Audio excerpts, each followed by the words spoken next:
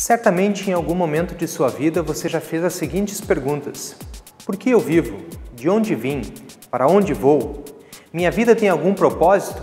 Esses questionamentos nos fazem refletir sobre quem realmente somos. A vida de outras pessoas pode ser influenciada pela maneira como você vive? Que diferença você faz neste mundo? Você já parou para pensar que quando faz a diferença para uma pessoa, essa mudança implica na vida daqueles que convivem com ela? E assim, você pode alcançar o mundo inteiro?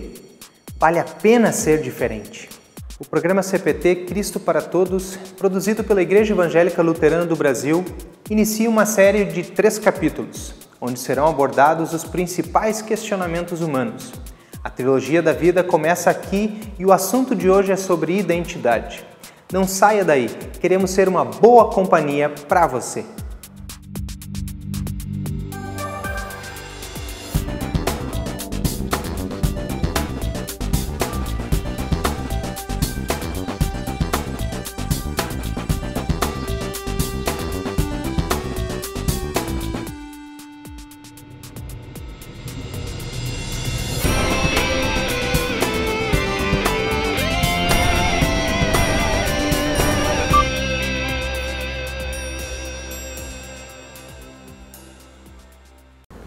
Ao caminhar pela rua, podemos observar as pessoas, como caminham, quantas sacolas carregam, se estão acompanhadas ou sozinhas. Ao olhar para uma pessoa, dificilmente você saberá qual a sua profissão, para que time ela torce, quantos irmãos tem, onde nasceu a sua trajetória de vida. O nosso modo de viver nem sempre demonstra nossos gostos, preferências ou a nossa história. Você sabe quem você é? Qual é a sua identidade? Desde as origens do ser humano, a gente tenta explicar essa questão da personalidade, de como a gente é formado, né? A personalidade ela é formada, hoje em dia as pesquisas apontam, até mesmo antes do nascimento, já no processo do útero, né? Ali algumas experiências que a mãe eventualmente possa ter, né? Podem ter implicações depois na vida do sujeito. Existem as teorias sobre como é que se forma a personalidade, são bastante diferentes, né? De uma forma sintética, nós poderíamos colocar o quê? Bom, existe toda uma base genética, né? A hereditariedade, né? Que com certeza, né? Ajuda a fazer ser o que nós somos hoje. Quando a gente vai identificar, por exemplo, um bebê, não dá para desconsiderar que esse bebê já tem uma carga genética, ele já tem uma personalidade ou um temperamento no qual ele já nasceu. Ele pode ser modificado com o seu ambiente, né, de acordo com a educação e no meio em que ele vive, mas não dá para desconsiderar que a forma como ele vive no meio ambiente também interfere no meio ambiente. A personalidade é a combinação de fatores biológicos, socioculturais e psicológicos. Esse conjunto de características diferencia os indivíduos e se reflete na maneira de a pessoa enxergar a si mesma e aos outros, bem como na forma de reagir aos fatos da vida e encarar as mais diversas situações. A forma como nós nos relacionamos com os nossos filhos, né, ou na condição de cuidador, é que em grande parte vai determinar como é que esse sujeito depois vai se relacionar com os outros. E é claro que a forma como a gente vai ir se comportando, isso também é reforçado ou não pelo ambiente, que é a análise de comportamento básica, né? Se tu quer que um comportamento seja aumentado, aumente a frequência desse comportamento, ele precisa ser reforçado.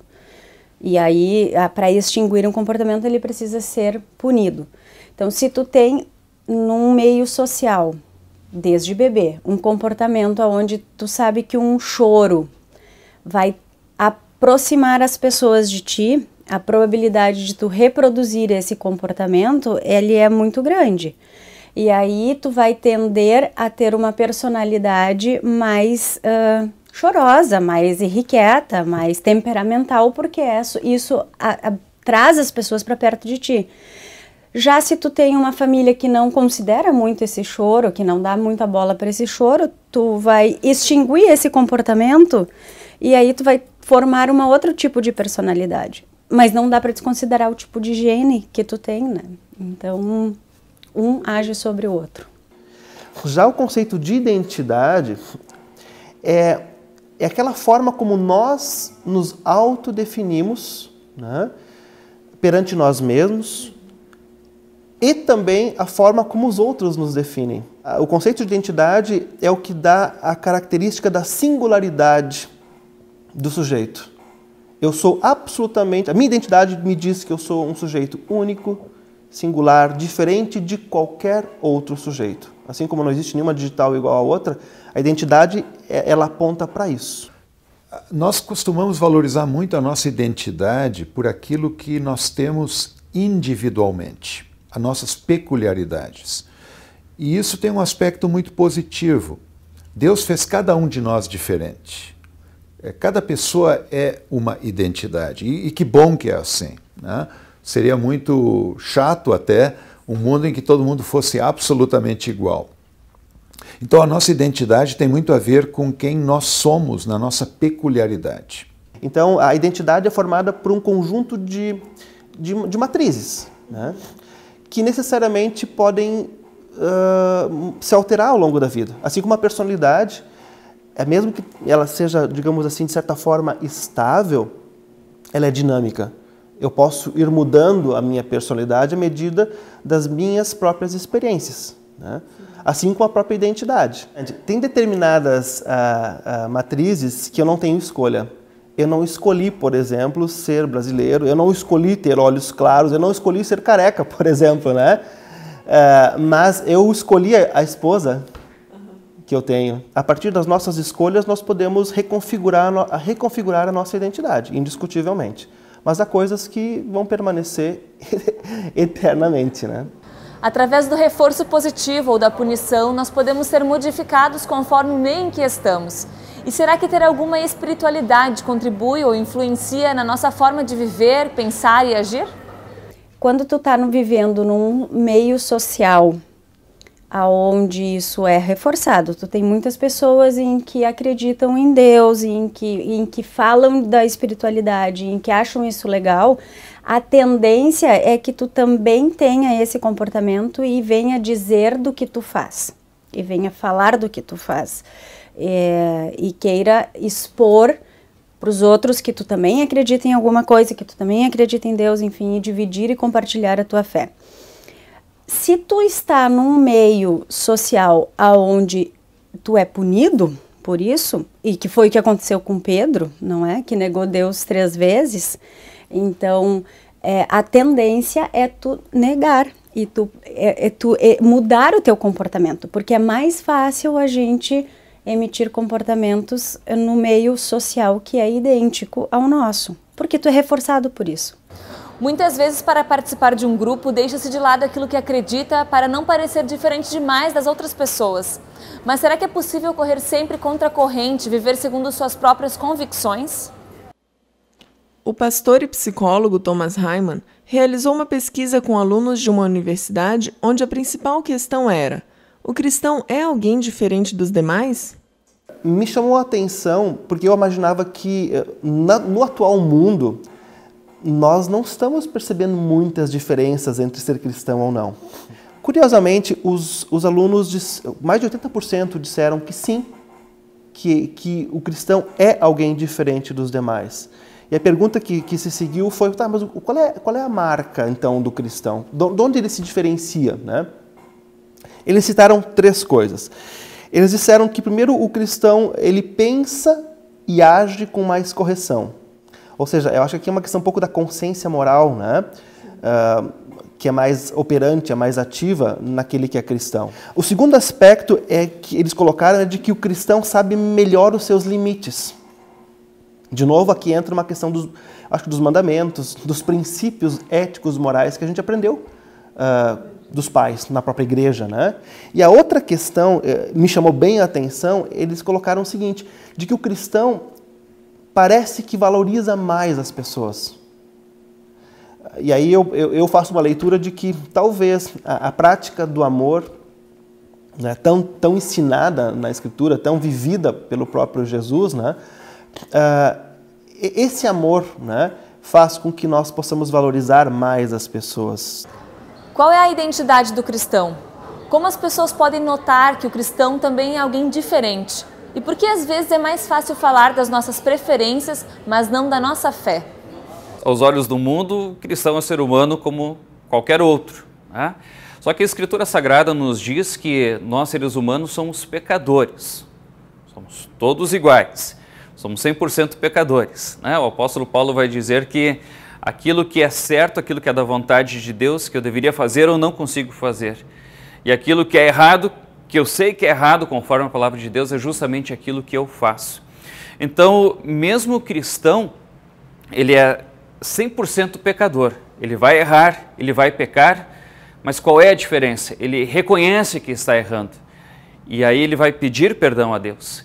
E aí ele vai querer viver essa nova vida de santidade. Todos nós somos imperfeitos, falhos, temos as nossas limitações, as nossas dúvidas, as nossas angústias, o nosso desejo de ser aceito, né? Mas a gente tem também exemplos bem positivos, né? De um Estevão, que foi o primeiro mártir cristão, que disse, olha, sou cristão e morro, né? E depois, sem falar em todos os cristãos dos primeiros séculos, né?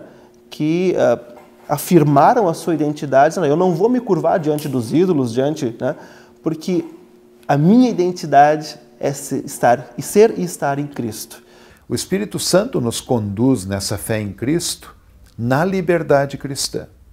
Nenhum de nós é oprimido a viver de uma certa maneira, num certo modelo pré-estabelecido.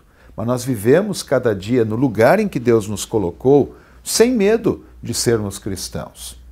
Na visão do cristianismo, o eixo central da nossa vida é justamente de que nós somos novas criaturas em Cristo, né?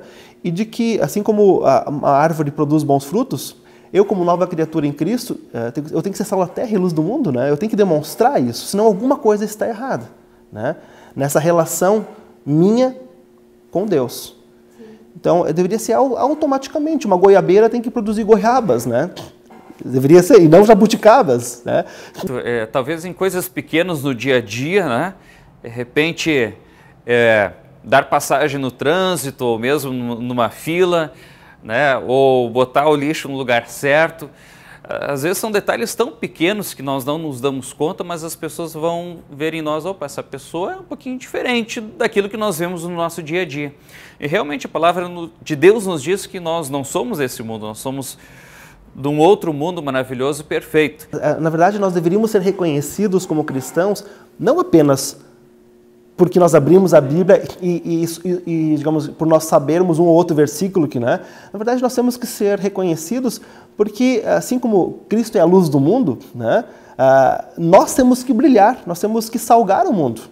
Eu tenho que perceber no convívio com o outro que essa pessoa tem algo especial. E isso é dado de uma forma não enlatada, né? É uma coisa muito espontânea. Os frutos do Espírito, eles vêm naturalmente quando nós estamos no Espírito, né? E não dizer, hoje eu vou acordar o dia e vou ser bondoso. Não, isso faz parte, né, da nova criatura em Cristo. Quando a gente emite comportamentos que são reforçados pela sociedade, a gente vai tender a reproduzi-los, e se a gente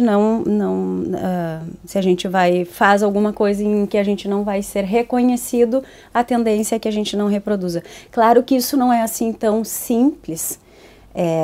Eu estou fazendo uma análise muito, muito simplista de toda uma teoria que é bastante ampla, né? Assim, tem muitas variáveis que interferem nisso.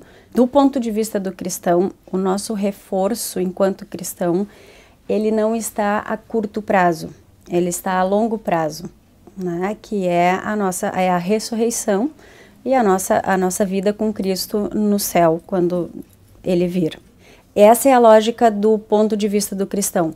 A curto prazo eu tenho que fazer escolhas, estando num mundo da onde eu não pertenço, me posicionando de formas aonde às vezes eu vou ser punida, falando de Cristo, onde eu não vou ser bem aceita,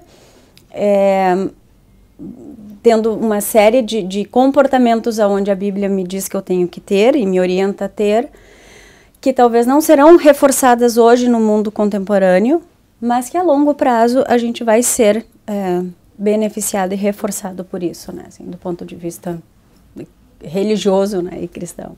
A vida cristã pede que nós estejamos prontos a falar daquilo que nós cremos, da maneira mais natural possível. né? Cristãos não precisam necessariamente se vestir de uma forma diferente ou ficar agindo de uma maneira estereotipada, né, com um certo modelo, mas viver a vida diária, viver dentro da nossa família, viver dentro do nosso trabalho, do nosso estudo, viver de maneira decente, de maneira correta, de maneira respeitosa com o nosso próximo. E por que nós vivemos assim? Bem, nós vivemos assim porque nós sabemos que esse mundo pertence ao Criador, ao nosso Pai Celestial. Que esse mundo é amado por Deus, que entregou seu Filho Jesus Cristo. Então eu tenho todo motivo para viver cada dia como um dia que é um presente que Deus nos dá. E aproveitar as oportunidades para dizer para os outros dessa perspectiva de vida que a gente tem. Nós precisamos fazer desse mundo um mundo melhor possível, conforme Deus nos ensina, justamente para nós até mesmo nos protegermos. Proteger a vida do próximo e ter uma vida mais agradável e mais feliz possível. Nós fazemos parte da família de Deus. O nome de Deus foi colocado sobre nós. Por isso que no batismo nós ouvimos aquela palavra em nome do Pai, do Filho e do Espírito Santo. Nós somos acolhidos na família de Deus. E isso nos dá identidade. Nós somos da família de Deus. Dentro dessa família, Deus nos coloca aqui no mundo. E Ele dá a cada um de nós um lugar, uma vocação, um chamado para vivermos essa filiação divina. Ele nos coloca dentro de uma família. Ali nós somos filhos, nós somos esposo, esposa, pais, e ali nós desempenhamos a nossa vocação como filhos de Deus. Ele nos coloca dentro de uma sociedade. Ele nos dá vizinhos, nos dá amigos, nos dá colegas de estudo, nos dá colegas de trabalho. E ali nós vivemos a nossa identidade como cristãos. Ele nos coloca dentro de uma igreja, a igreja que confessa o nome de Deus, que proclama o nome de Deus. E ali nós temos a nossa identidade. Então, a identidade do cristão tem muito a ver com o fato de ele ser dessa grande família que é a igreja cristã. A identidade cristã, né, ela é extremamente necessária num mundo que está carente do Evangelho de Deus, está carente do amor, né? Nós vivemos hoje um mundo muito ensimesmado, as pessoas são muito egoístas, egocêntricos, e o amor cristão é um amor que sai de si mesmo e encontra o outro. Assim como Deus, né, veio ao mundo na condição de ser humano, para cumprir, para morrer, nos salvar, né? É amor puro, que é sempre em direção ao outro. Se nós compreendermos isso, né, e o Espírito Santo faz com que nós possamos compreender, eu acho que a nossa ação no mundo também vai ser um reflexo deste amor de Deus em nós. Acho que isso é que sim que faz a diferença, e a identidade que a gente tem que, digamos assim, ter como o eixo central das nossas vidas. Uma pessoa sozinha não pode mudar o mundo, mas ela pode fazer uma grande diferença se ela fizer o melhor possível no lugar onde ela vive e entre as pessoas que a cercam. Identidade cristã é buscar fazer a vontade de Deus em toda e em qualquer situação. Não há um manual que descreve com detalhes como se deve usar a vida, mas a Bíblia nos dá importantes dicas. O apóstolo Paulo escreveu: "Todas as coisas me são lícitas, mas nem todas me convêm." É uma fantástica liberdade, mas também uma imensa responsabilidade. Jesus Cristo nos recomenda a uma importante missão: ser sal da terra, luz do mundo. Fazer a diferença para o bem do próximo. Essa é a nossa responsabilidade. No próximo episódio, vamos aprender mais sobre aquele que nos dá essa responsabilidade. Deus, que nos cria, cuida e salva. O programa CPT termina aqui. Você pode interagir conosco pelas redes sociais ou pelo nosso e-mail, programacpt@ielb.org.br. Acesse também o nosso site e assista a outros programas. Fique com Deus e até mais!